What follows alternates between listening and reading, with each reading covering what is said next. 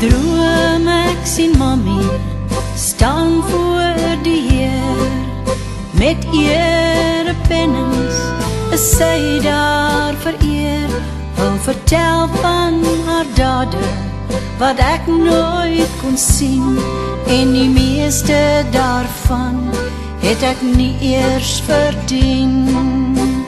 So pennings vir moeders, vir al haar dade toe ken, was daar pennings vir moeders, dan het mami almal gewen.